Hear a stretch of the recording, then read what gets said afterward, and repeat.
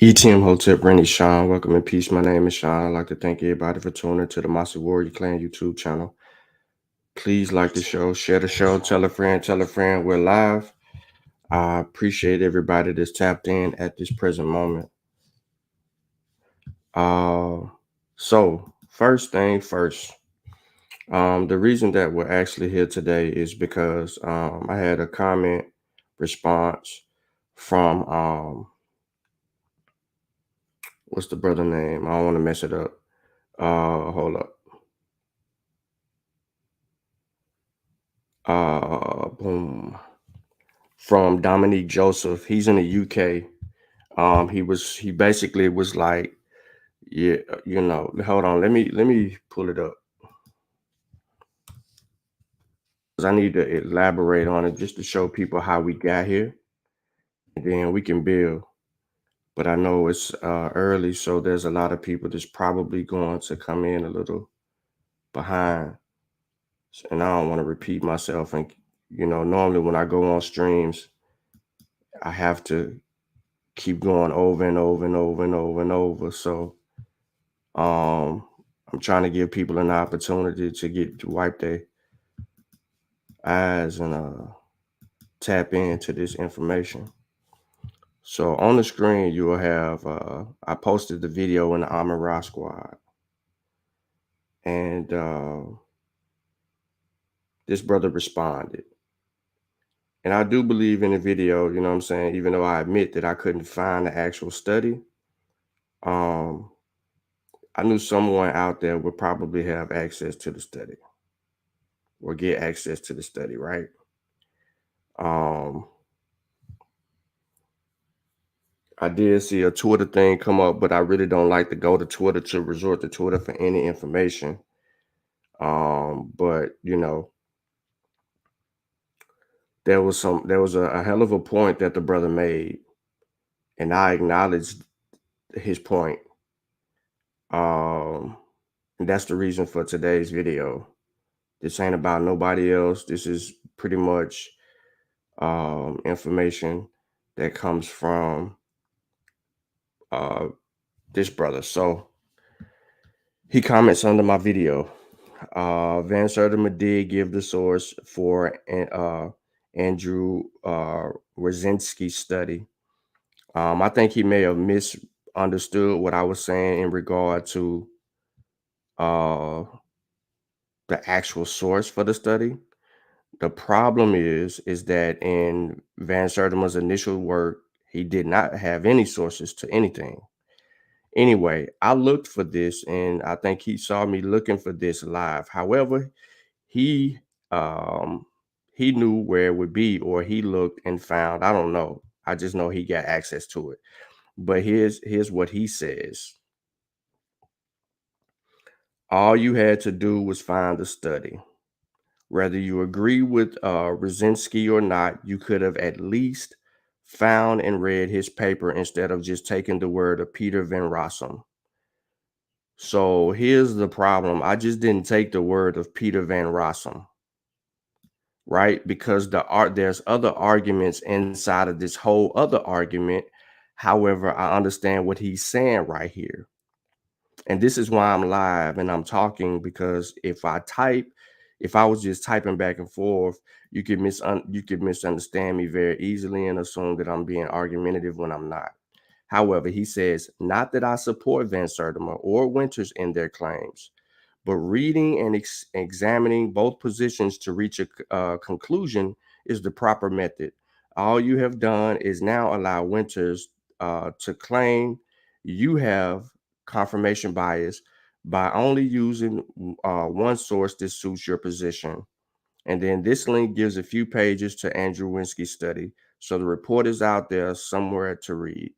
So here's what he provides. Now, first thing first, and I didn't say this to him in our exchange, but when you go and try to find this study online, right, the entire body of knowledge or whatever, are you aware that Clyde Winters has published his article, the one that I showed yesterday, relating to this subject matter and referring to this source, Wierciński's work, over 20 times. Any open access or a small paid donation journal, he has published the same article in, same work. So his own, Clyde Winter's only argument is hinged on the body of the study that I read yesterday. Without reading the complete study of Wierciński, Clyde Winters extracted the main points that he wanted to use to emphasize the argument. So it's kind of like reading the study without reading the study, because I'm focused on Clyde Winters. However, I do agree with the brother, because he's like, you can't give a proper conclusion unless you read the actual study for yourself. And because you couldn't find it yesterday, you know what I mean? You gave him a little wiggle room. Now, he doesn't say if he agree or not, but he insinuates or not. You feel me? So he gets this clipping from Twitter. And we'll get into this in just a moment. You can't really read it, so it's kind of like whack. I respond back and forth to the brother. We just have it casual, and I told the brother that I appreciated his critique. And then I also said, man, you couldn't have watched both videos, because I even went in there to talk about certain things. However, you can't come to a conclusion on cranial analysis. That can't be your ultimate deciding factor, cranial analysis. And, I kind of made that point clear. And you can't determine someone's race based on the shape of their head. So I went and I put this video in here just to let him know that I was, with all due respect, appreciated his critique, which I also put in here, but to also let it know that it's documented, so to say. So that's pretty much why we're here. And he commented last night at about 3 hours ago.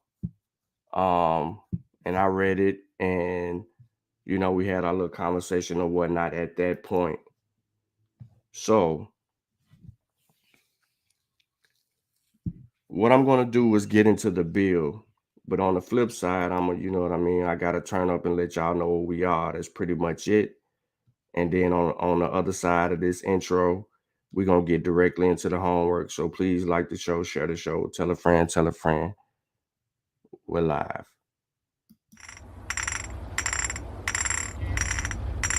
Warriors, come out to play. Warriors, come out to play. Warriors, come out to play.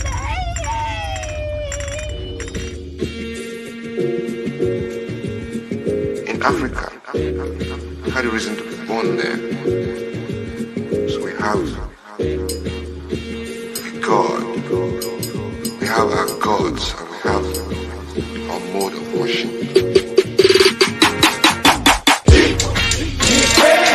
Queens, nod your head if you know you got soul.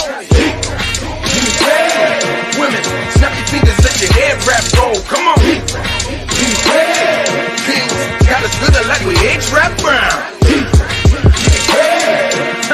All my brothers, put your hand on the chest now. Freedom's what we need, more solutions is the key. Wave the banner of the free, that's the red, black and green. Bringing truth to the streets, war to get no enemy. If it's peace, we at ease. If it's war, we don't cease. EYE's on the crackers and police. Never slack up even when we free, cause we ain't free until we get the land, that's the green. Black power, new African, liberated from the thieves, nothing better else to be. Queens, nod your head if you know you got soul.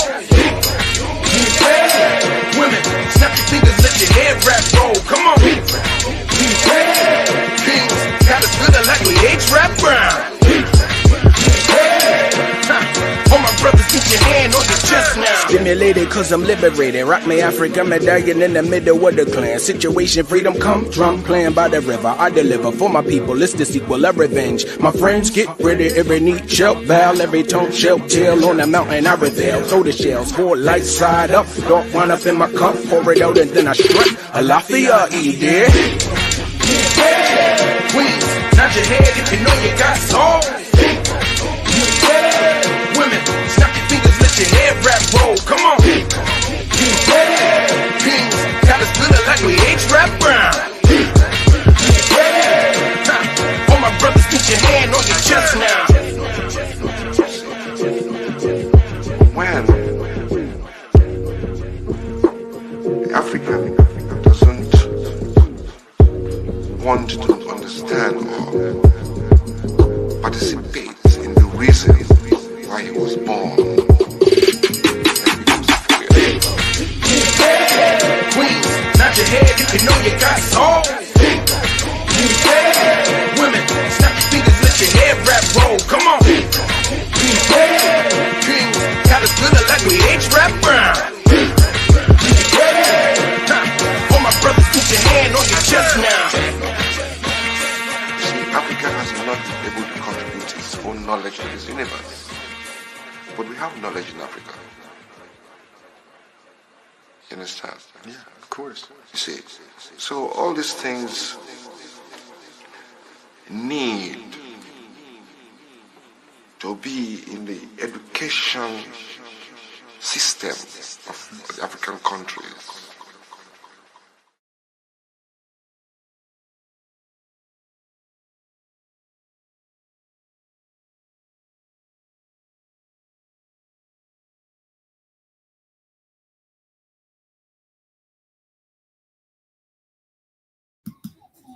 All right, so peace to everybody that's joining us at this present moment.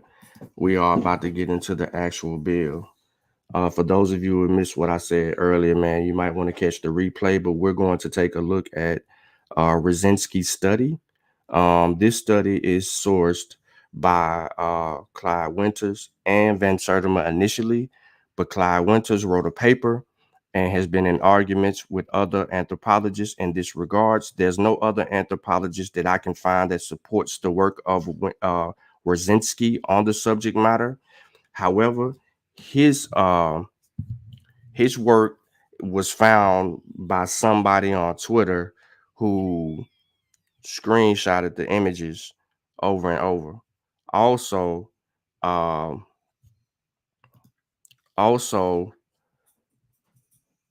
Winters has published like 20 times or so, or maybe even more than that, into all these open access places to find the argument. He literally has flooded the search engine so that if you were to look for a paper or you're trying to get into this particular study, you're going to come across Winter's work.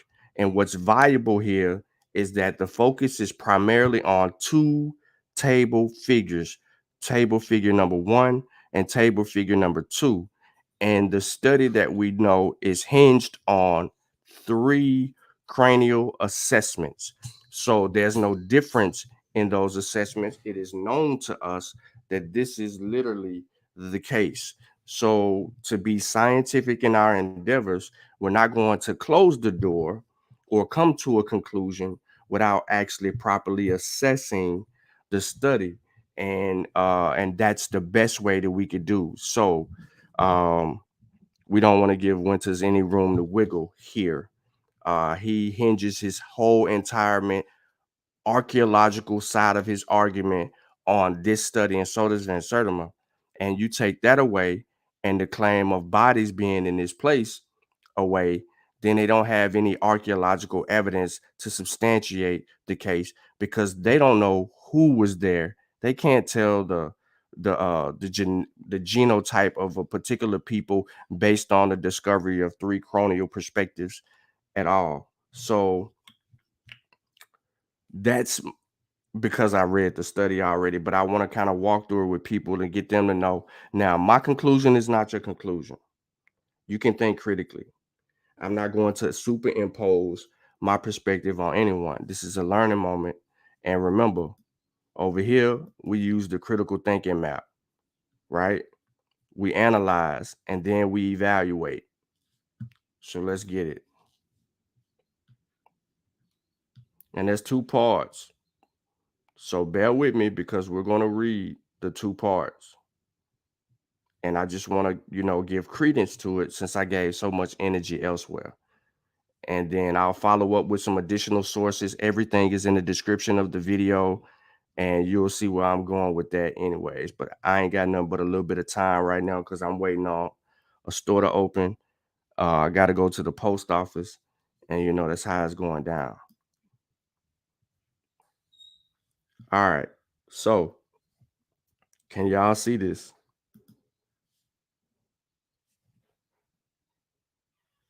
Should be able to see this pretty clearly now. You might want to adjust your content on your video.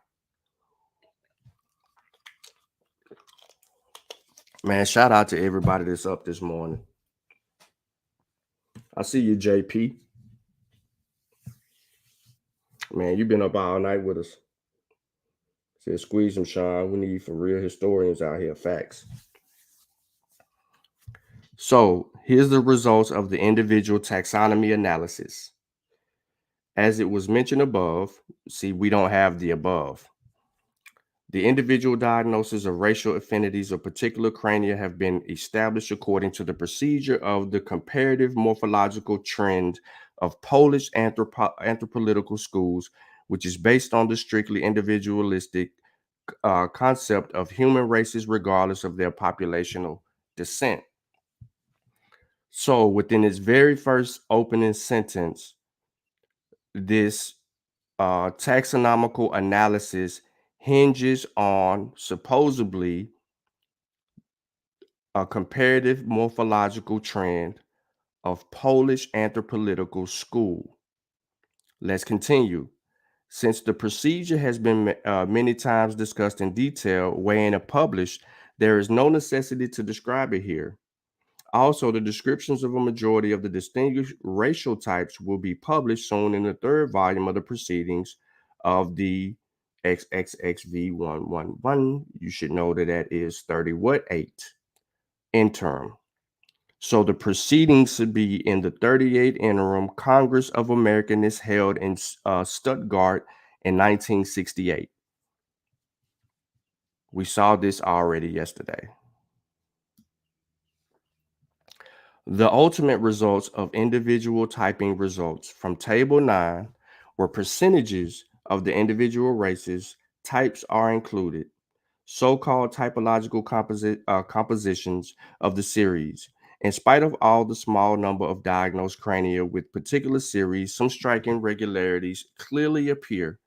First of all, presumably the oldest series of the Zacatecano and El Arborillo comprises only the representatives of the yellow variety, i.e. the sub-Pacific, lower land, and Central Asiatic types. The same sub-Pacific type is present in all the remaining series, constituting perhaps their very core. I'm reading this very slowly so I don't lose nobody. I don't want no excuse for what y'all are about to hear.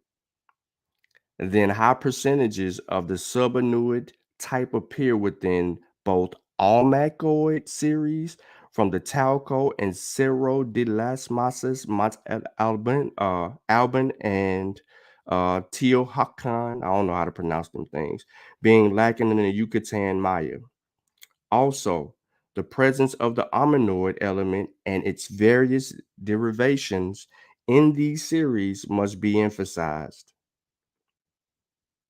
So, to go back and dealing with that particular paragraph, what he is distinguishing here is that the yellow people, right? Presumably, first of all, presumably the oldest series of and then he names the people, and then he gives the sub-Pacific, lowland, Central Asiatic areas and he talks about the subonoid appear in both the omagoid and then the talco and the Cerro de la Masas and Mount Alban and the Teotihuacan and the Yucatan Maya. All right. Says also the presence of the Teotihuacan being lacking in the Yucatan Maya. Also the presence of armenoid element in its various derivations in these series must be emphasized, but a most strange result of discovery of the presence of the Dongolian and the Bushinoid armenoid types within almacoids, which are absent in the Teotihuacan and only scarcely seen in the Monte Alban. Now, what he basically did was give you the yellow people and the Africanoid people here. And he summed them up pretty much in the basis because remember, he uses Bushinoid and Dongolianoid to represent the Ugandan cranial. And all the other stuff he was using for yellow for the Pacific Asiatic. And then the armenoid would be the white cranial. Rather complicated and more subjected to sampling errors, typological compositions may be reduced to the racial compositions, which show phenotypically expressed intensity of extreme combinations of traits, i.e., those of racial elements equal races. So here lies a problem within the study for me, not for you. It is when the assertion of typological compositions may be reduced to the racial composition. The racial composition which show, here's the problem, phenotypically expressed intensity of extreme combination of traits, i.e. the racial, those of the racial elements equal races. The study is about 3 cranials. How can we gather phenotypical evidence for that? I'm saying this out loud, but I'm thinking while reading, right? Although I've cheated, I've read it already, ladies and gentlemen. But the first question that I have is how do you distinguish a race from the size of a brain? And then these 3 races are supposed to make up the rest of the world, and that's furthest from the truth. You can't get a phenotype based on a skull, especially with all this admixture and stuff that's going on today. Not saying that there was so much admixture back then, but you really don't know what these people were made up of genetically unless you did DNA. So I'm expecting to see DNA when you get into expressing, like you said, phenotypically, the intensity of extreme combination of traits, i.e., those of racial elements. Table 10 represents the later composition calculated for all the studied pre-Hispanic series by use of the Halvin method of Michalewski. Now the picture is more clear. Thus, the Zacatenco and El Arborillo series revealed a unique presence of only 3 racial elements: Pacific Mongoloid and Lapinoid. First of them has been concentrated from very ancient times in northern China, its probable cradle, Korea, Manchuria, and Japan, starting from the Bronze Epoch. It is the Delco Mesophilic with tall stature, long face, somewhat flattened, narrow and long nose, low to medium prominent, oftenly convex high cranial vault, and high orbits. So he's telling us now that he already told us earlier that he was dealing with 3 Pacific cranials in short because he was calling these people these noids. But then he doubles back and says what he says right here to be more specific, and then he ties the first group to the Mongoloid or Lapinoid. Now, the eye frame is not typical mongoloid with so-called Semitic upper eyelid. I don't know why he used the word Semitic, but he uses it. Also, stronger subnasal prognathism should be stressed. All the remaining features show clear infinities of the yellow variety. The Mongoloid race is characterized by extreme brachiocephalal medium high to high stature, very high cranial cults, rather short and very flattened face, broad and flattened nose, medium high orbits, and all the classic traits of the yellow variety. This element is concentrated in Mongolia and densely distributed over the vast steppe region of Central Asia. The Lapanoid race.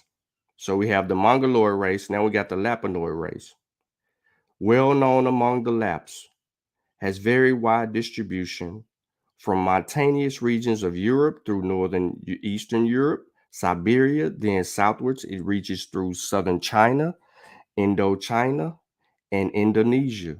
It is a brachycephalic cephalic with short stature, short and round face. What is it? It's supposed to say modernly, but whatever. Moderately broad and short nose, low orbits, and descriptive traits which occupy an immediate position between yellow and white variety.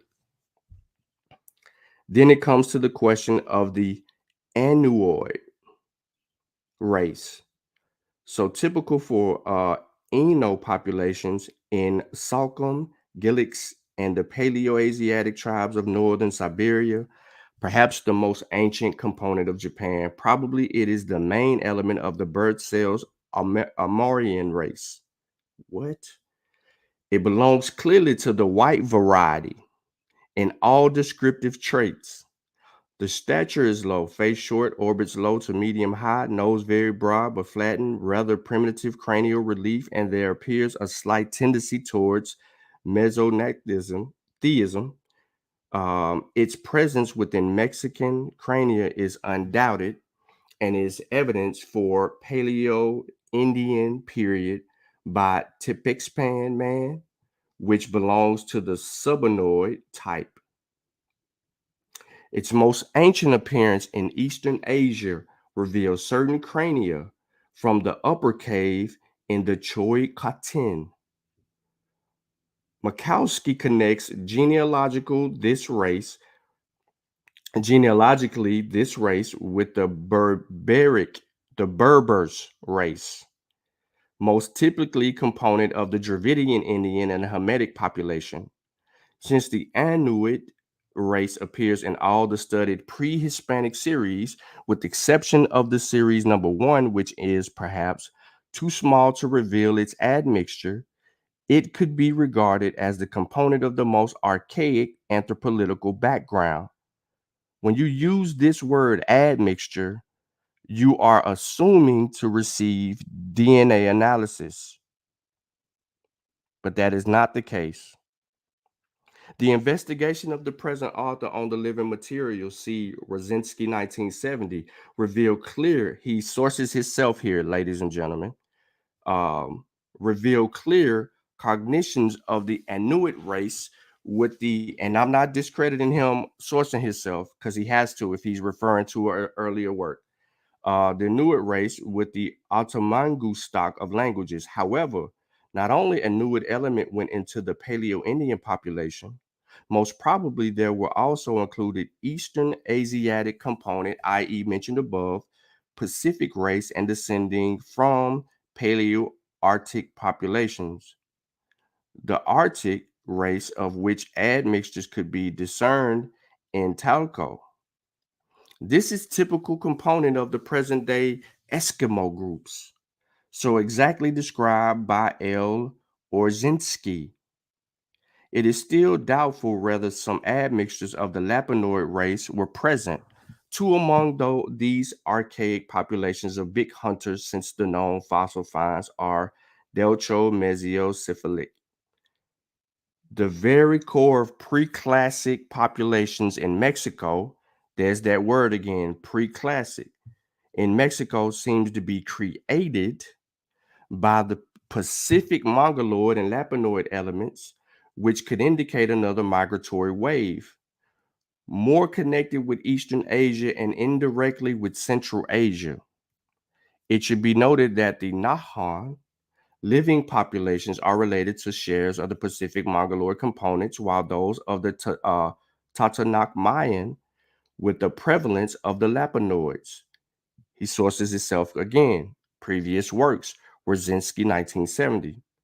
If it is true for the pre and classic periods in all the studied series of pre-Hispanic crania, a strong non-penetration would be assessed being least in Monte Alban, where the Paleo-Ottoman substract is the strongest.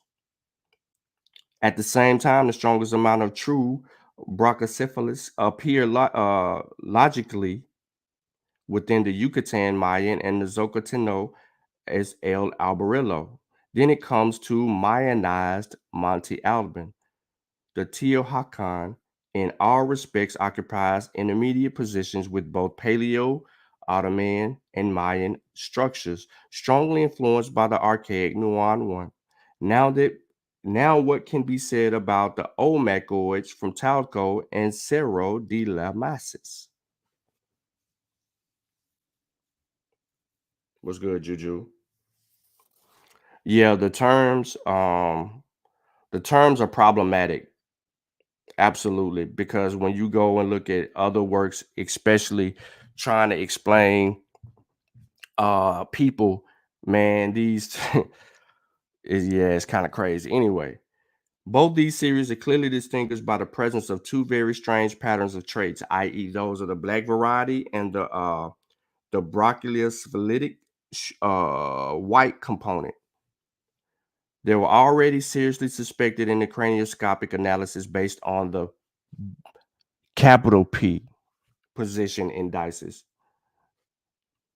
Now, capital P, big P. At present, a more detailed data of the individual type in the crania allow the precise more deeply the racial affinities. Thus, a second white element besides of the Inuit race is characterized by strongly brachiocephaly, high cranial vault, high orbits, rather high face, narrow and extremely prominent nasal bones with high nasal root, very prominent nasal spine, sharp lower border or nasal apertures, not prominent forward, zygomatic arc, and deep canine fossae and maxillary incisors. All these traits represent, he said, I'll let to say this.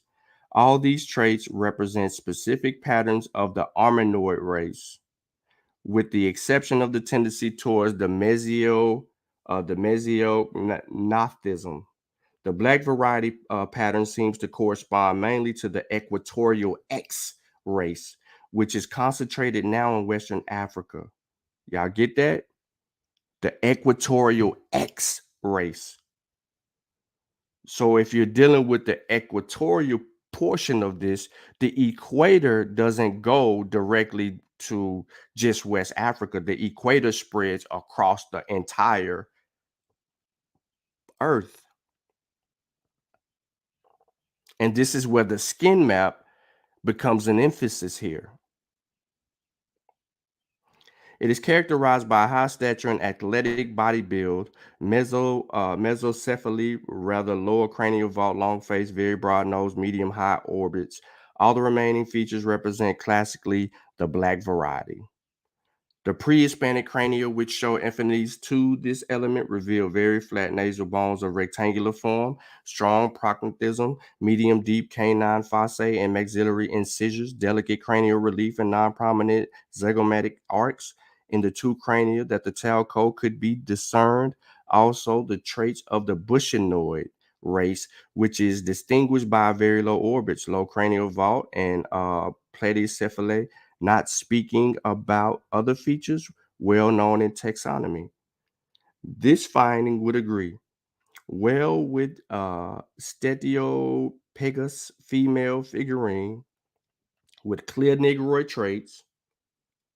Now, he's hinging here that whatever these findings would agree well with a female figurine with clear Negroid traits found in Talco and published by R. Pina Chan in 1959.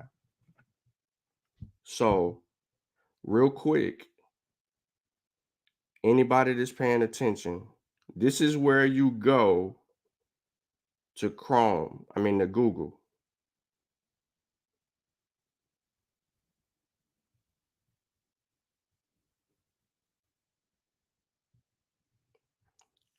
Here you go.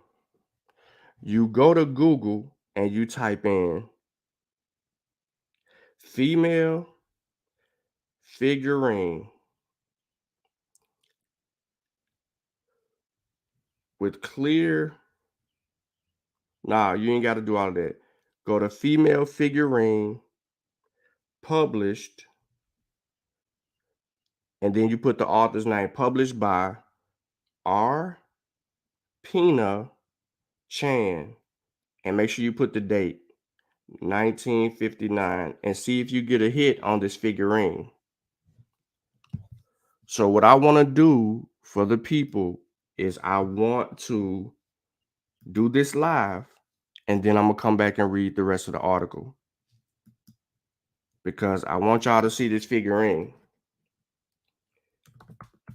Female figurine. There you go, because you know I got my phone and all that synced, so it shouldn't take long. Now watch this. Female figurine published by R. Pina. That's what I'm looking for. So I'm looking for the article that's going to show me R. Pina's work. Pina Chan right here. We got a JSTOR article. Let's go to the JSTOR article. Let me blow this up. Let me log in.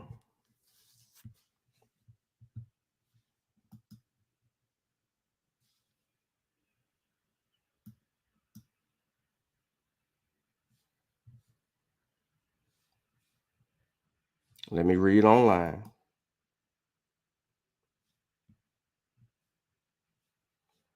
Let me expand, and let's see if we can find a figurine here.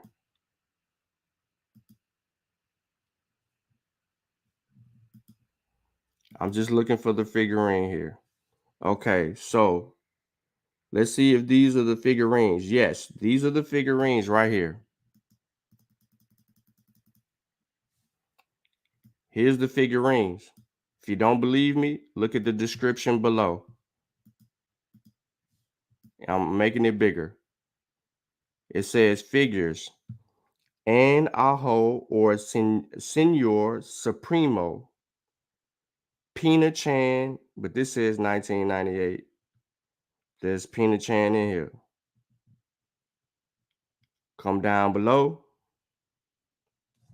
What was the date on that? 1959. So we'll probably have to come back and look at this again. But these are figurines here. 1986, 1975, 79, so on and so forth. All right, here's some more figurines. Let's see if Pina Chan comes up in this.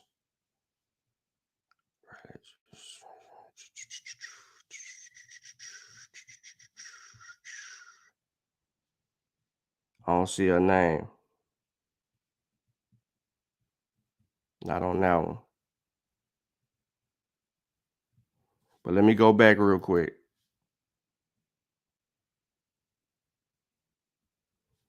Remember these figurines right here.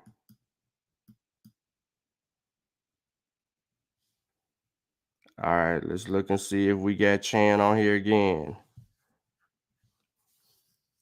Nope, no Chan on here again. Any other figurines on this page? No Chan on here.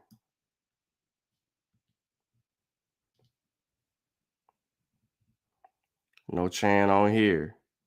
If you know how to read the figurine sources, all you got to do is look right here. Courtesy of Princeton Art Museum, gift of, blah.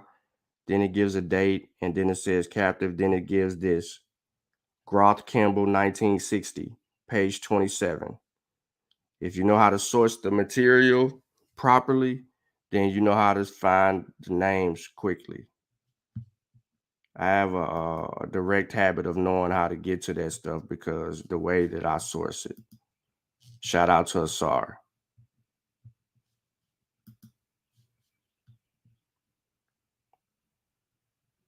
See, course in 1976.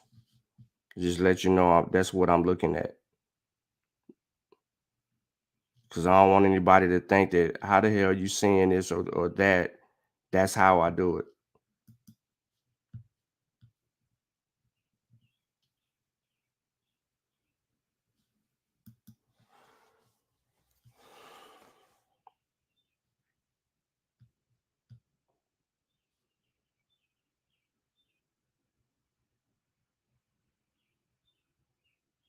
Nope, I don't see it on there either.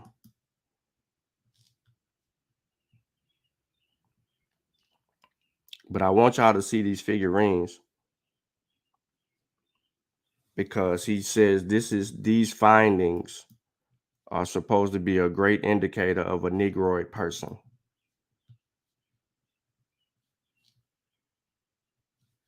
Now we only have a name in this once, but I don't want to hinge it just on this JSTOR, so I will go elsewhere to look. So it's just words. The rest of this is just words. You don't believe me? I'll show you because they just talked about the conclusion. The order is over and now it's just giving references. Ain't no more pictures in that. So that's cool. That comes from Ancient Mesoamerica, Volume 23, Number 2. Figurines Are Us, the social organization of the Llano Islands, Campeche, Mexico. So let's move on. So we're looking for this lady's name, Pina Chan. Anytime I see her name right here, this name, I'm going to check it out. And then I can look at the source and determine if it's some type of quality source that we could use. This is an open access site.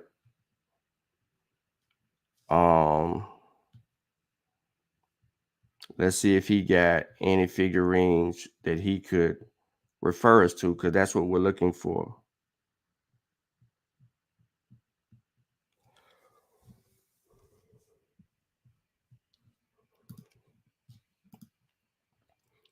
Yeah, for those of you who are listening to me, you're probably thinking, man, this is boring. This is tedious work. But this is also right what we have to do in order to dismiss or prove certain things.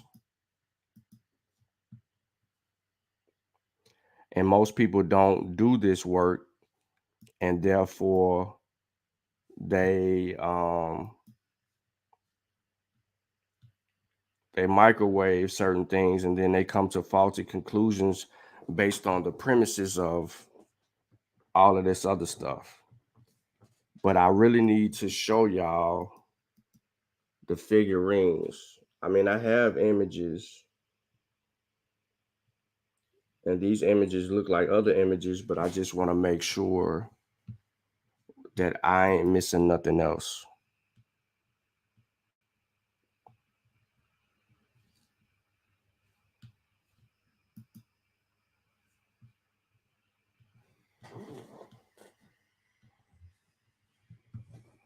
I knew some would show up in this research gate. I really don't like to use this research gate. I ain't gonna lie to y'all. So I have a problem with that. Let's see what this PDF holds. She's supposed to be in this PDF. But after this, I'm gonna go to the images because that's what he's hinging his argument on. This is the Pakor pottery in the museum. So this is about Indians. So let me control find, man. I ain't got time to be doing all that. What's his lady name? Pina. Let's see if her name come up. Peanut Chan. There's 22 hits on Peanut Chan. Here's the first one.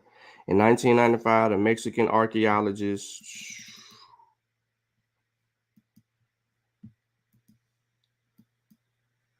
I gotta get it on the screen for y'all.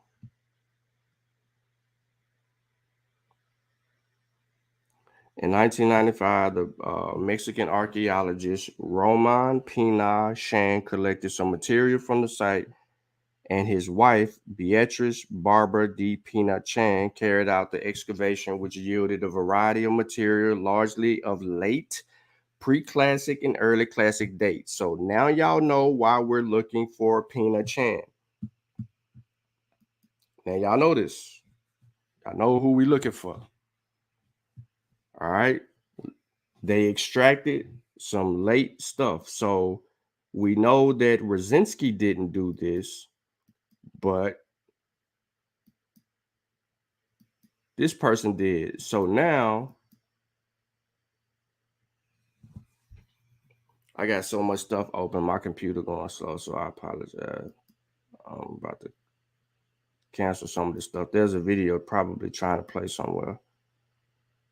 But this is all referencing or referring to, and there's no pictures. Where the images at? Hold on. Let's be smart. Be smart, Sean. Because this is talking about Indian notes and monographs. Who interested in being an Indian? I need to know before I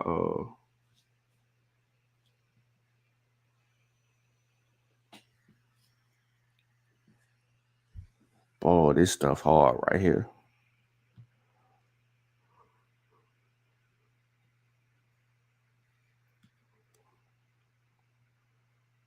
Are you serious?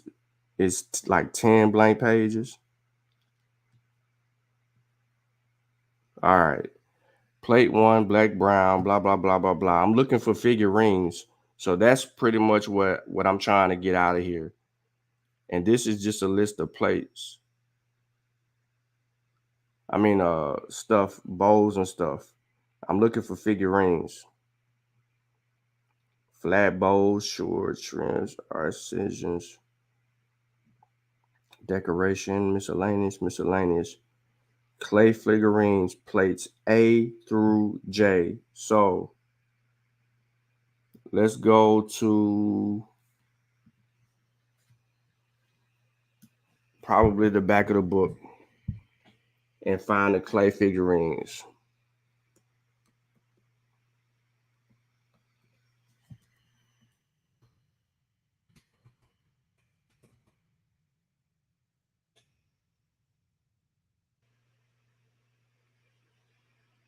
So the word don't come up.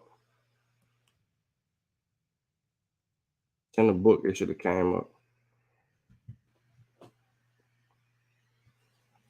All right.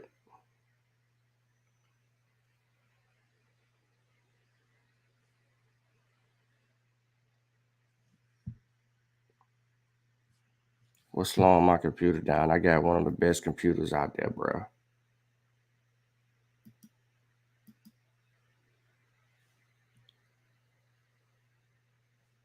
I ain't Xing out of nothing. I ain't closing the book. I got a gang of stuff open. I'm tripping. I got 2 books open.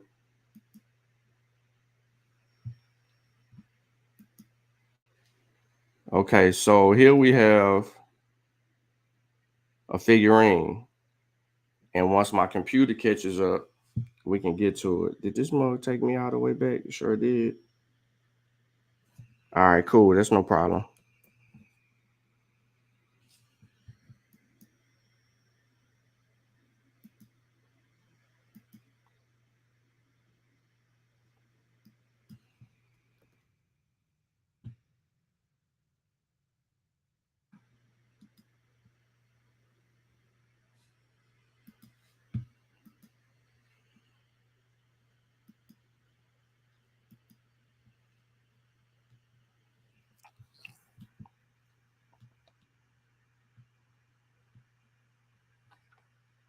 Yeah, tedious, I know.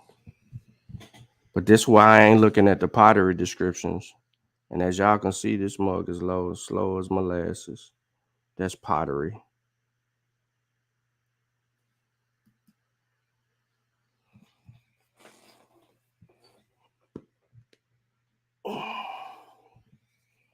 I really should just show y'all my phone.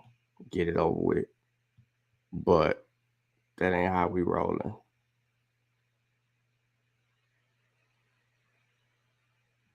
There's a figurine on here that I need to show y'all. We was just at it.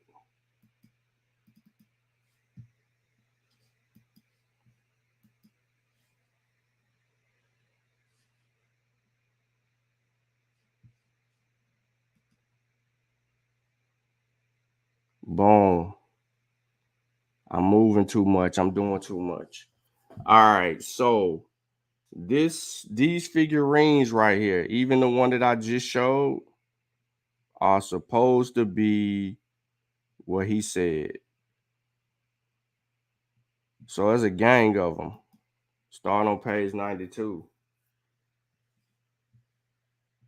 Right? Let's go back to what he says specifically, because this is key here. He says, the findings would agree well with Stedpigor's female figurine with clear Negroid traits found in talco and published by R. Pina Chan, 1959. Of course, both these black variety components did not appear in completely pure form, but strangely enough, and usually in combination with some infinities of the armanoid element, and then he sources himself again, see Wierciński, 1969. So we go back to the figurines. These figurines are supposed to be of Negroids. Y'all let me know when y'all see yourself.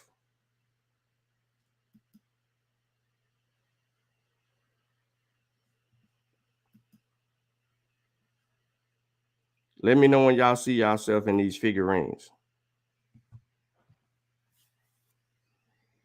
That look like y'all mama, sister, old ladies.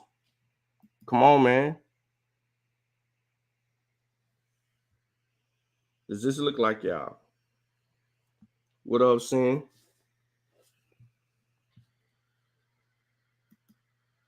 Wierciński said these figurines was of Negroid type.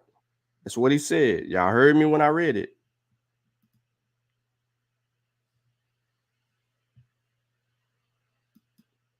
These figurines are supposed to represent some type of Negroid. I don't know how you can come up with the classification for that, but these figurines don't look anything Negroidish at all. If I'm wrong, correct me. I don't mind being corrected. Respectfully, you feel me? But show me.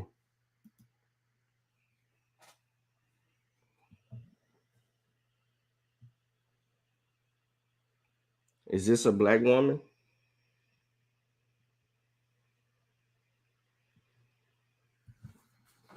Ah, man, y'all can't sit here and tell me that y'all, you know what I'm saying, that y'all ain't interested in this knowledge, man. Let me know. Is this a Negroid? Right?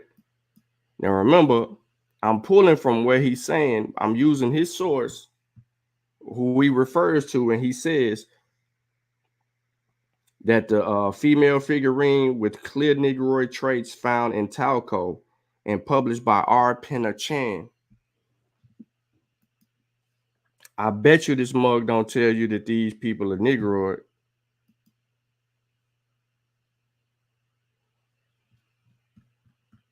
As a matter of fact, we know these people ain't Negroid.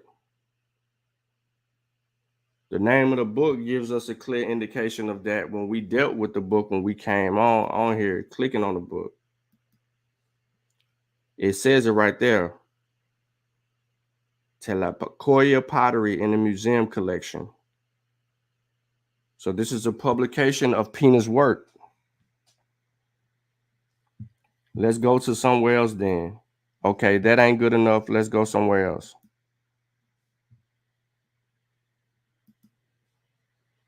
Is this good enough?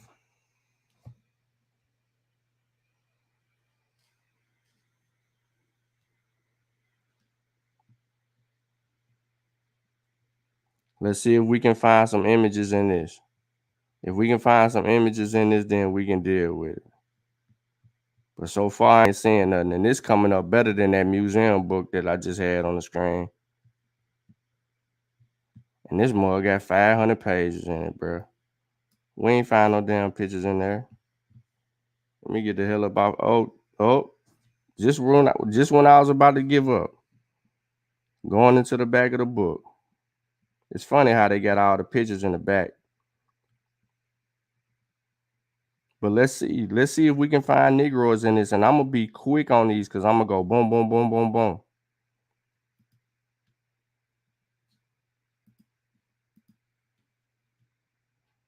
We looking for figurines. The figurines are supposed to have Negroid features.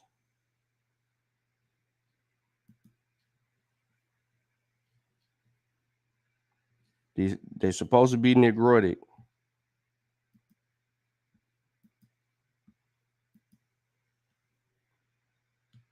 Oh shit! I apologize. Don't none of this stuff look African. None of it.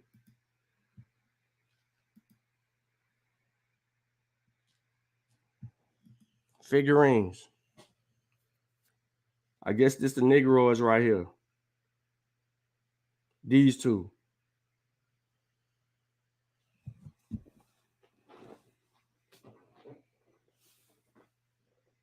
These are Negroids.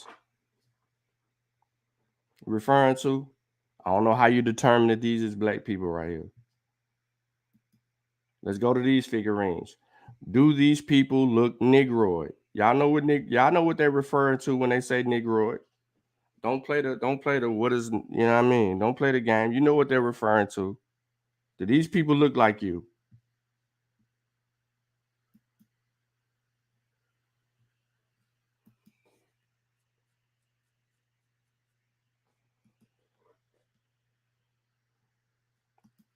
I'm looking for figurines. Y'all can see me scrolling and everything on here.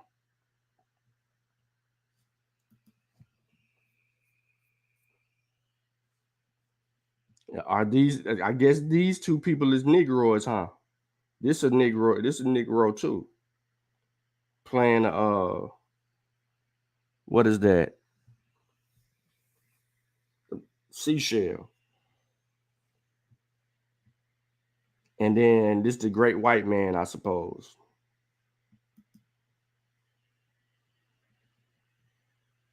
Come on now. Be honest. Wierciński is the primary source for Van Sertima and Winters. Wierciński hinges his framework on Arpina's sculpture. We just heard him say that. One of his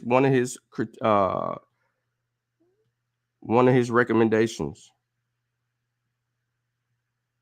So we're checking out these figurines. We're trying to see what they about. Uh-oh, there you go. Black people. Here go the Negroid. They call him the Fat God. The Fat God mask. The Chalahut. Veracruz. Teotihuacan. He said the last one looked like Mike after the surgery. But look, we're using observation, ladies and gentlemen, for those of you who are unfamiliar with the scientific, how important observation is in the scientific method. We're using observation. So we're clearly analyzing the same artifacts that other people have access to analyze. And we're looking. We're trying to find these Negroid, this Negroid figurine that he was referring to. So, Mr. Winters, if you're tapped in and you're listening, where your evidence at? It's into, where your evidence at? Now, again, ladies and gentlemen, I am not trying to draw a conclusion for you. I'm asking for myself. So let me get back to whatever. And if anybody want this book, I don't know why you would want it, but if you want this book for further analysis, I'm gonna drop it in the chat. There you go, free to you. Back to the regular schedule program. All right, so then the present author has suggested that all these exotic, look, it stops right here. All these exotic, and then it goes to a chart on 194. This chart on 194, we've already seen this chart. It has the racial elements to the left. This will be Anoid, Aminoid, Lapinoid, Mongoloid, Pacific, Equatorial, Bushinoid. Then it has the locations for people who don't know. El Albarello, Talco, Sierra de la Masas, Monte Alban, Tehuacan, Yucatan, Maya. There's all of that. And it tells you that. We've seen this chart, so I don't need to discuss this. We've seen this before. But what you probably have not seen is this bottom part right here, which is the metrics of the DD squared percentage distances. And it says a diagram of successive DD square distances between racial compositions and upper limited or similarity equals 39.1%. So he's saying that there's some type of similarity going on. Could the similarity, and I'm just interjecting here, but you don't have to take it at face value, but could the similarities here, right? Hold on. Why this phone? Oh, that's the bill, the cable bill. I was about to say what? Now, he's making similarities here. Now, could these similarities be because they're below the equator, right? Because tell the truth, ladies and gentlemen. Can you look at a brain, a skull? Let me show you this. Let me do this.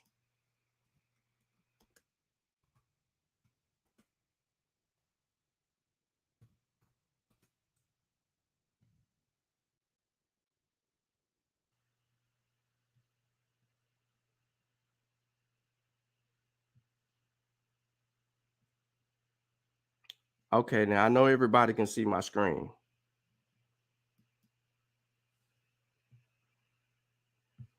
This is a bad example. So let me get that out of there.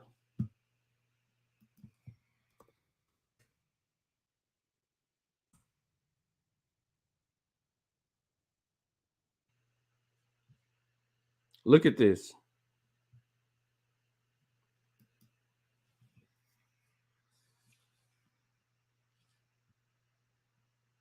They want $1,400 for this. Human male and female skulls, African, Asian, and European. They can replicate the skulls, but this ain't really a good example for what's going on. If you just looked at these skulls, I'm gonna leave it like this because I don't think y'all could actually see the listings of these skulls. If you look at these skulls, who's who? Who's who?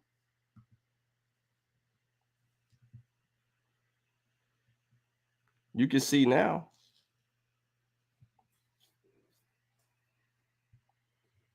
Seriously, how could you determine the race of a particular people? You still ain't you still can't tell their phenotype, their phenotype.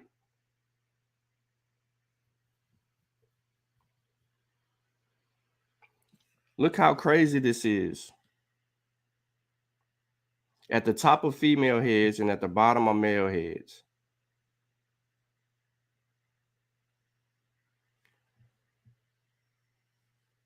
if you just based on observation, if you're looking at these cranials right here, what are you going to determine from these cranials?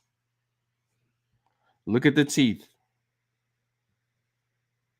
These teeth look different than these teeth, and they look from these teeth.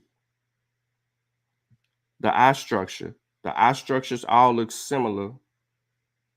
Nose. Nose don't look too similar, but look similar on here. The back of the heads. Look, the back of the heads. This is a little bit bigger. This is a little bit rounder. And this is a little bit like, you know what I'm saying? Like, you're gonna go through and do all of that, and that's gonna determine who's who. How you know what color they are?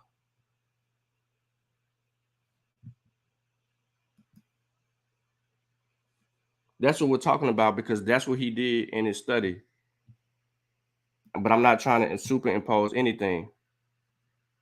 So, okay, those are the first, that's part one. So let's go to part two, which is a lot of reading, right?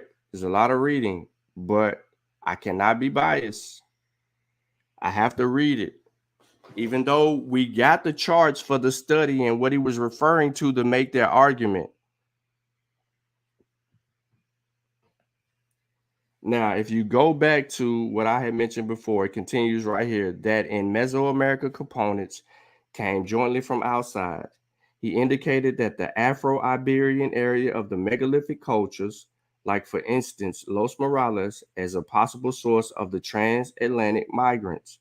If this working hypothesis would be, at the moment accepted, a maternal for high cultures as Mesoamerica Olmec civilization would be created by a very heterogeneous population, which arose in Veracruz as a blend of all three primary Amerindian elements, Otomangu, Noan, and Mayan, in which had been introduced foreign band or sporadic immigrants from the Western Mediterranean area. However, the presence of the classic representatives of the Pacific race in Mexico, so characteristics for the Nuhan groups, could be also related directly to North China or Shang period. So he doesn't dismiss.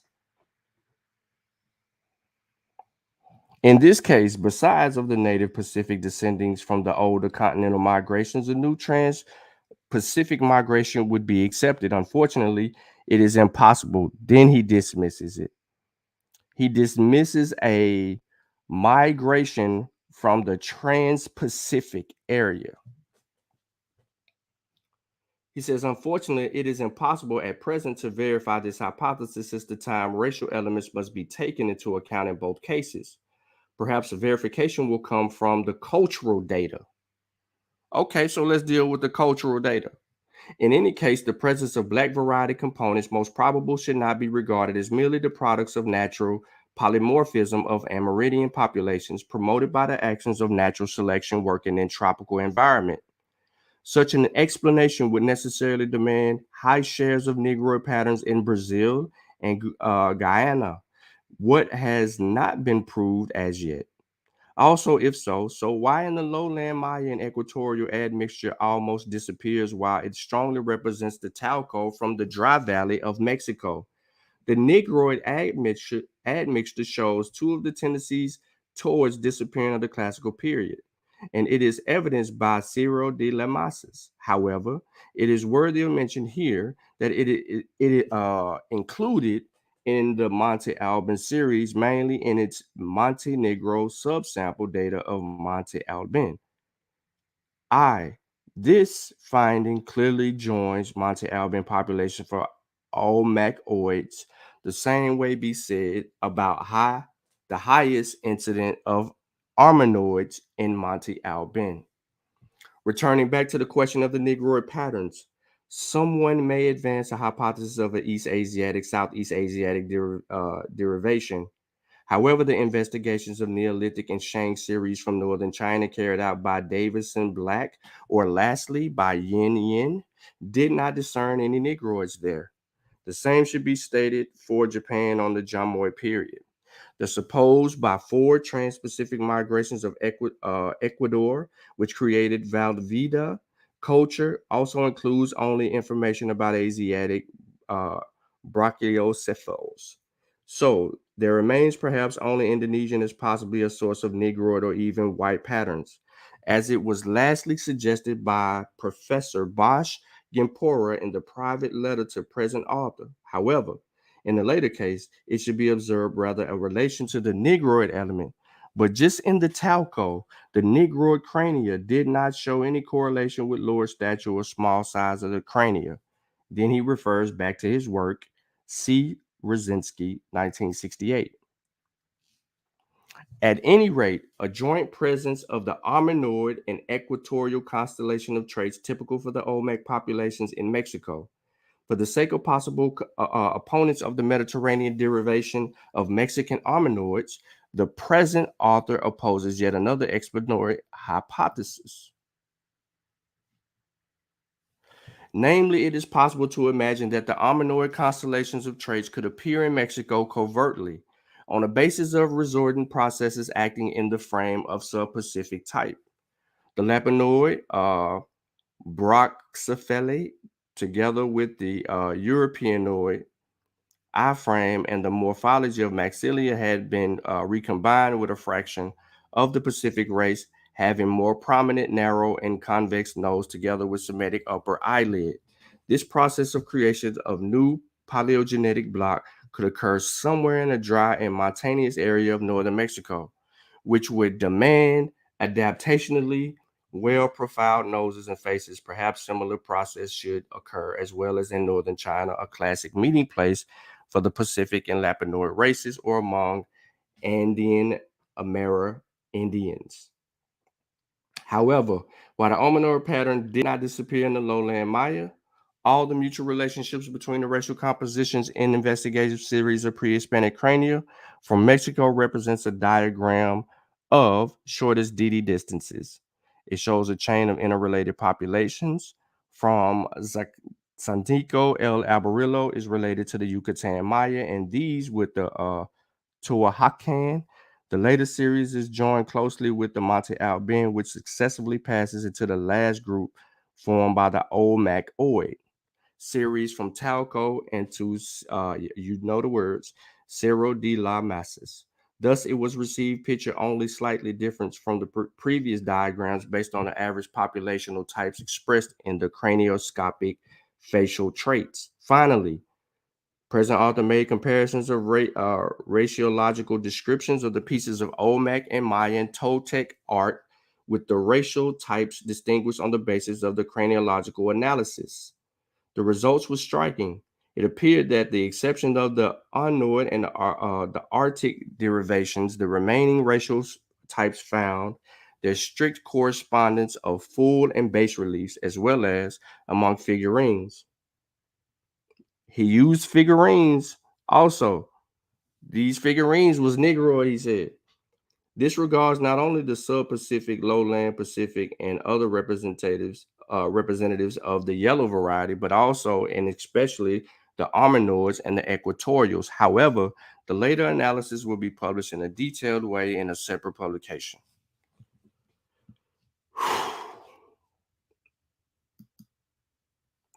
That's Wierciński.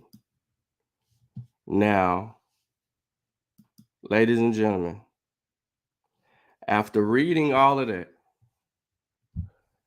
what conclusion could you come to based on what you just read regarding Wierciński's analysis of using three cranial types to distinguish a race of people?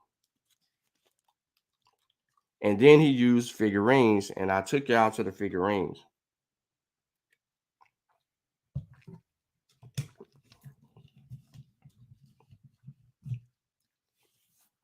And I don't use Twitter. Let me see what y'all saying real quick before I continue. Dang, it's already 9 o'clock.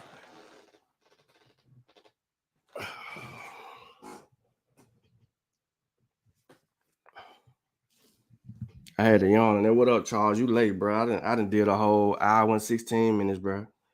So let me continue, man, because you know what I'm saying? I don't want to beat it up, but I really need to get this point out. So what I did here was compile a series of sources that speaks toward the Ancient genome suggests Native Americans really did descend from the first Americans. This was published in 2014, but I don't want to use it. I have it here in the description. Then I have another source that was published in 2018. Ancient DNA confirms Native Americans' deep roots in North and South America. Trove of ancient samples reveals 11,000 years of unknown genetic history. And then it goes on and it talks about things. I don't want to use that. I want to move a little bit further. So I go to the earliest known man, Native American DNA ancestry lived in Siberia. Published in New Science, came out May 2020. They determined it based on the mouth here. And the Siberian was 14,000 years ago. Don't want to use that. I need something a little bit more recent. So I go to Sapiens. This was published in sapiens.org. You should be very familiar with sapiens.org. You can get a lot of information about the anthropology. Look at that. Archaeology, biology, culture, languages. Here, Anthropology magazine. You can get it here if you really need some information. So, a genetic chronicle of the first peoples in the Americas.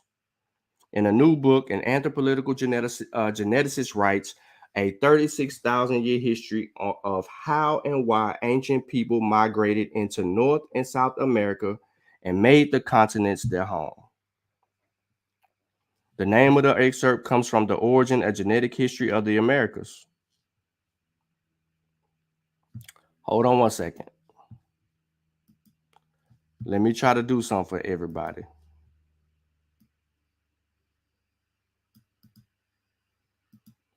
I just can't let y'all see what I'm trying to do right here. You know what I'm saying?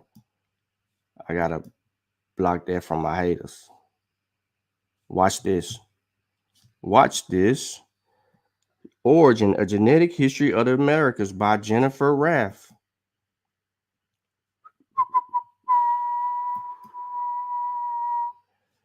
Hold on. Give me a minute. Just give me a minute, y'all. 1 minute.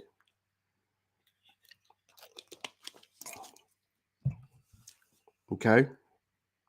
Give me about 50 seconds.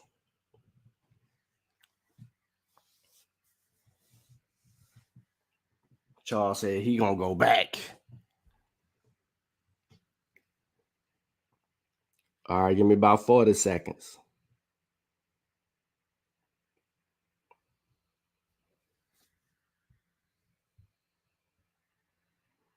Give me 30.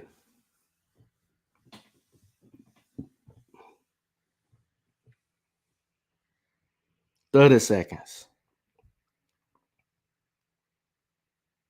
20. Count it down with me. Skip all that. 10, 9, 8, 7, 6, 5, Fizzo, Drizzy, Tizu, Whiz on. Ladies and gentlemen of the courts, let me get back to the Sapien article. And let me get my screen on. Zion said you got 30 minutes. I don't even need 30 minutes, Zion. I'm gonna be through real quick. Hold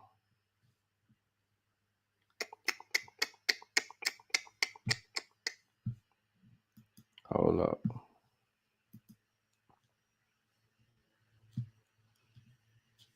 It say 4 books. There you go. Shoot. I was about to say where my book at.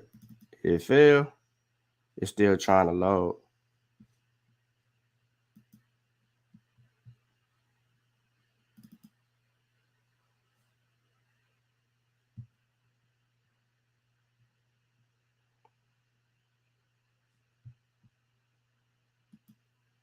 Y'all see my screen though, right?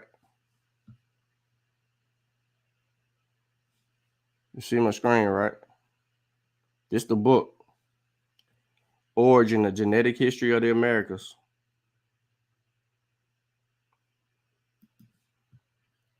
Hold on. Book tripping. So just go back to Sapiens real quick. It's 451 pages. This is the book, an excerpt from the Origin, A Genetic History of the Americas. This is the book, Origin, the Genetic History of the Americas. So the book is right there. So just so everybody know, the book is right there. So if there's something in the article that we want to get clarity on, I got the book. Everybody see I got the book. All right. The book is in hand. Cool. Now, hold up. All right, so my screen get a little nah, y'all cool. Okay, we're living through a revolution in scientific study of human history because of recent technical developments. Let me zoom in. My bad, y'all. But of course, this is in the video. I mean, in the description of the video. Scientists once thought the people of the Americas occurred around 13,000 years ago. Following the last ice age, a small group of people crossed the Barren Land Bridge. From where did they cross it from? Northeast Asia to northwestern Alaska. In the last 10 to 20 years, however, a mountain of new evidence has emerged. So let's take a look. This is not a surprise to indigenous people, many of whom traditional histories that situate their origins within what is today known as the Americas. So indigenous people view their origin stories as literal, while some of them are metaphorical and compatible with Western science. Indeed, some Native American archaeologists have demonstrated the importance of oral tradition in interpreting archaeological record and call for a careful and analytical study of these traditions and the integration of many clues they might give for understanding the past. I present this history of the last 36,000 years, years of migration from a perspective of Western science, who places genetic evidence in the forefront of the investigation and then tests the models it produces within archaeological, linguistics, and environmental evidence. So, as you read the genetic chronicles, please do not lose sight of the dignity of the human being who lived in this history and rich complexity of individual existence in telling their story. Around 36,000 years ago, a small group of people living in East Asia began to break off from a larger ancestral population in the region. By 25,000 years ago, the smaller group in East Asia itself split into two. One gave rise to a group referred to of geneticists as the ancient Paleo-Siberians, who stayed in Northeast Asia. The other became ancestral to indigenous peoples in the Americas. Here you go. Around 24,000 years ago, both groups independently became interacting with an entirely different group of people in the northern Siberians. Archaeologists and geneticists argue that this meeting of the two grandparent populations of Native Americans, the group in East Asia and the ancient community in northern Siberia, occurred because people moved north, not south, in response to the last glacial maximum, a period in which much of the northern North America was covered by massive glaciers. Thus, many geneticists look north to Beringer for the location of the refugee that may have allowed the ancestors of Native Americans to survive the Ice Age. But central Beringers is mainly underwater today, but it was substantial land connections between 50,000 and 11,000 years ago. The term Bering Land Bridge gives impression that people raced across a narrow isthmus to reach what is today Alaska. But the oceanographic data clearly shows that during the LGM, the land bridge was twice the size of Texas. If the out of the Beringer model is correct, Beringer wasn't crossing point for but a homeland. So they're saying the Beringer was a homeland. And here you have the Native American descendants. So you have the grandparent groups, form a group, create another, boom, here you go. But here's the thing, ladies and gentlemen, they ain't talking about Africans. So 17,000 years ago, on the western coast of present-day Alaska, the ice sheets began to melt. and the first peoples expanded southward. See, there's a reason why I got all of these sources in the description, because it goes back to the earliest known information that we get, and then it comes all the way up until more recent 2022 information, which is what I'm dealing with right now. So the expansion left very clear imprints in the genomes of their descendants. Mitochondrial DNA lineages show us that after the LGM, people were suddenly and rapidly spreading out. Their populations were growing enormously, about 60-fold between 16,000 and 13,000 years ago. Now, the explosion is exactly what we expected to see in a genetic record when people move into new territories. Where resources are far and less limited, there's no competition from among people, and the game or animals have no natural fear of humans, having never seen them before. Right? So here we get an image here talking about how these people got to the new world. This is the path out of Africa 43,000 years ago, 25,000 years, 30,000 years. All this stuff, all of this is right here. But when people hear out of Africa, they think that people that left out of Africa are the same people that entered into the new world. That is not the case. You don't leave out of somewhere and then spend thousands of years in other places trying to migrate as far as you can to a particular area, and you're the same people who live in thousands of years.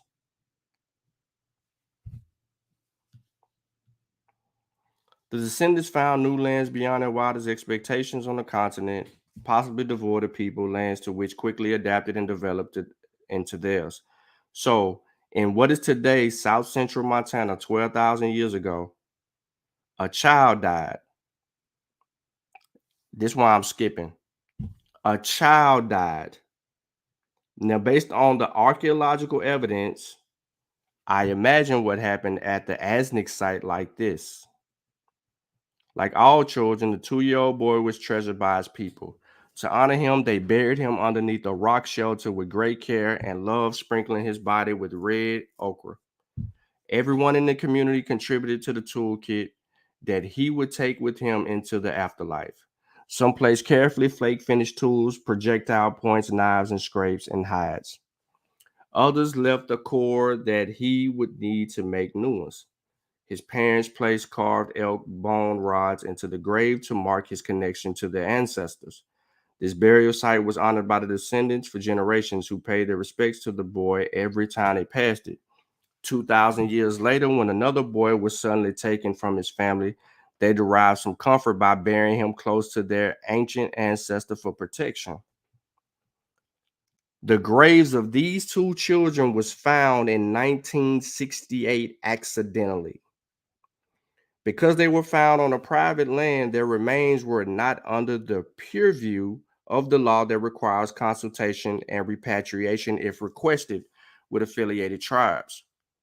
So nevertheless, after the genome of the 2-year-old had been sequenced, researchers consulted with the indigenous people of Montana, including the Blackfeet, Confederate, Salish, and the Kootenai tribes, the Gros Ventre tribe, and the Sioux, and the Assiniboine tribes, and the Crow tribe, and the Northern Cheyenne tribe. The tribes agreed that the children should be reburied in a safe place near the original graves, and their wishes were followed shortly after the publication of the study.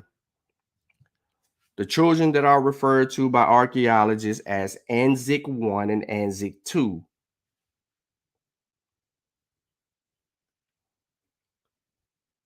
That's what they were called. But also the scientific, the remains were dated to 12,707 to 12,556 years ago, making them the oldest known persons in the Americas. Making them the oldest known people in the Americas. Now, the only person who lived during Clovis period whose remains are known to have survived to present day, his genome was also the first ancient Native American genome to have been completely sequenced, and it has given us important insights into the first people movements into the Americas. And Zix 1 complete nuclear genome and those additional ancient individuals that were sequenced in later years show us shortly after the LGM The family tree of the first people split into two major and one minor branch. The minor branch, which diverged between 21 and 16,000 years ago, is currently represented by a single genome from a woman who lived in the Fraser Plateau in present-day British Columbia, known as the Big Bar Lake site to archaeologists about 5,600 years ago. The fact that her lineage split before the two other major branches may reflect the divergence of her ancestors from the first peoples as they were moving southward out of Alaska. So one major branch, which included Anzac I, his relatives became the ancestors of many native peoples of present-day United States and everywhere south of that. This branch is referred to by geneticists as the Southern Native Americans. The other branch, which is ancestral to populations of northern North America, including peoples who speak Algonquin, whatever these Indian languages are, is referred to by geneticists as Northern Native Americans. So the people in South America or Southern Native Americans, they ain't African.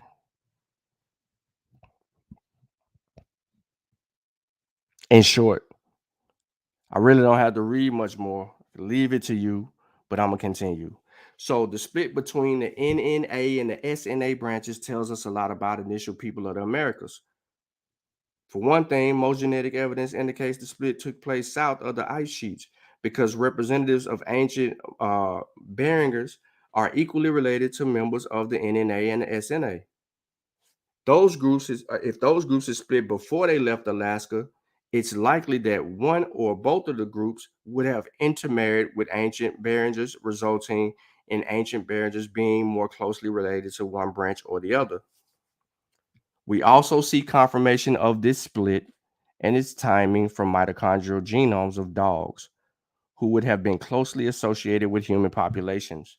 Dog mitochondrial genomes rapidly diversify into 4 lineages found in North American dogs at nearly the exact same time of the NNA-SNA split about 15,000 years ago. With the caveat that these mitochondrial data show us only a small fraction of dog population histories in the Americas, the edge pieces of the puzzle radiation dog lineages that mirrors human lineages is nevertheless extremely strong evidence. Now, I don't want to bore nobody, but I need y'all to look at the screen because following the split, it says this. Despite being of different continents, 6,000 miles apart, the genomes of Aztec Child 1, ancient man from Spirit Cave in Nevada 10,000 years ago, and 5 people from the Lago Santa in Brazil 10,400 to 9,800 years ago are very close related. So I want y'all to look at a map and I want y'all to go from Nevada to Brazil. Nevada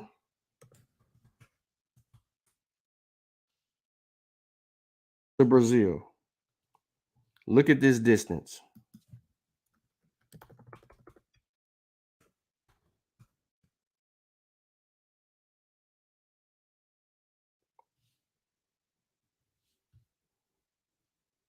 Sorry, we could not calculate it. But we can. They couldn't calculate it. Let's see.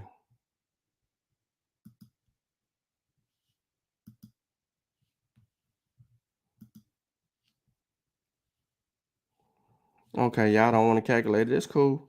Somebody be able to calculate it down there. Ladies and gentlemen, Nevada, Brazil. Nevada, Brazil. I don't think y'all feeling me. Nevada, Brazil.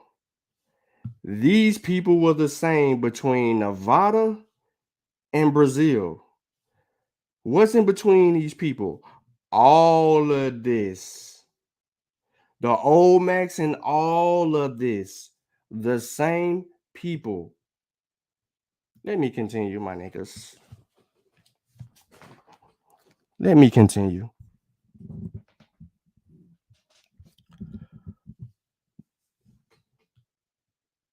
The story that DNA tells us is, let me read it again.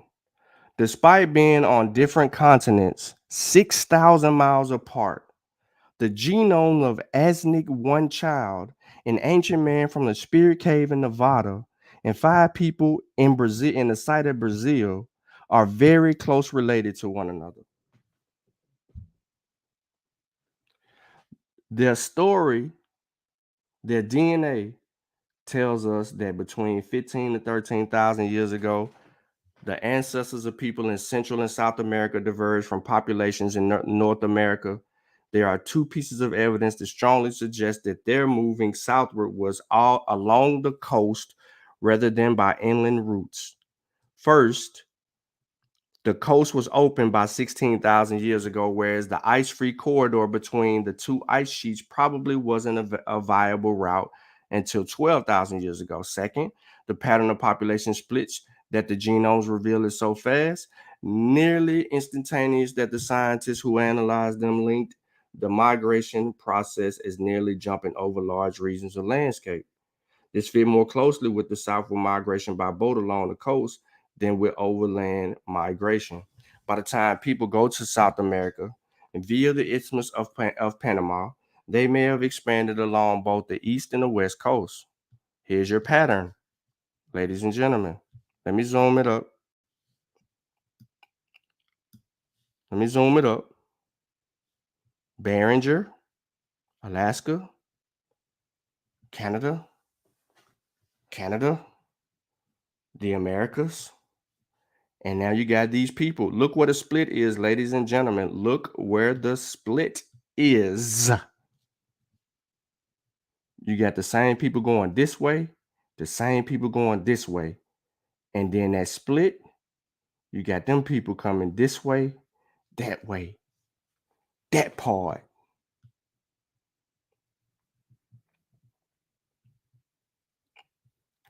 Look, I'm not going to read no more of it. You can read it for yourself. You can slow it down and get really to it. But however, if you have any contentions, then we can always refer back to the book, since we have the book. We have it.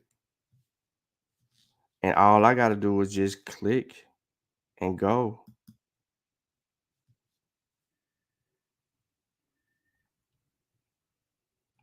Because the book is talking about the origin.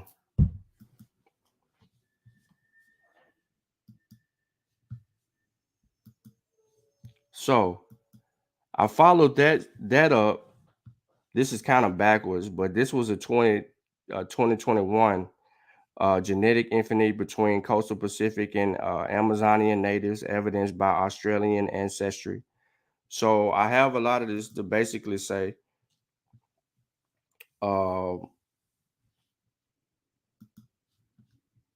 your boy, he's kind of out of his mind with his information.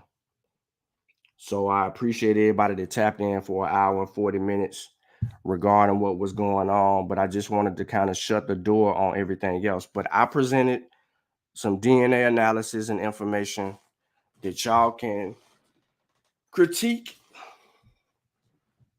And I also provided you the argument of Wierciński. There's probably more pieces to this particular puzzle, but we've heard Clyde Winter's argument and why he used the sourced information. We read the email exchange between Rossum and Winters, and others. We now know, based on additional information that was just recently published this year, where these people who populated the New World come from, and that has to be dealt with, and that hasn't been dealt with. So now he's saying that these, Africans been in the Americas for quite so long. Then why the hell the information that we just showed you on Sapiens, right? Because Sapiens is going to talk all about, ladies and gentlemen, Sapiens is going to talk all about Homo sapiens. It's going to get into all of that. That's what this whole magazine, online magazine, is about. How long nations been writing what these apes were doing, what these Homo sapiens were doing, what was Neanderthal doing. All of this stuff is in Sapiens. And don't stop there. Get you some anthropolitical work. An anthropology book would be very useful for you. All of y'all. But based on, the body of knowledge that I've been reading and how much work that has been put into this particular subject matter, my conclusion is based on the available evidence that speaks heavily in favor of them being exactly wrong. And in order for you to reach your conclusion, you're going to have to either go over all the information that has been provided to you and think critically for yourself, or just reassess everything from a non-biased perspective, and then try to understand the argument in its totality and see where you come up with. I'm talking about we 4 years into this, 5 years into this now, this topic. 5 years into this topic now, because it's 2022. 5 years into this topic, and we continue to add on to our position and why we take that position. So Mr. Winters has to find some updated scholarship, not from 1970, not from 1968. He has to find some updated scholarship that support Wierciński. And until he does that, then he just, romanticizing the works, pushing misinformation on purpose, and being a disingenuous person as he's been, especially with his linguistic efforts, trying to correlate the two, saying that Mandi speaking people. Come on, bro. But look, man, I got a couple things I need to do, and I'm about to do those things well. Y'all enjoy the rest of y'all day. And man, I shout out to everybody that tapped in. Case closed.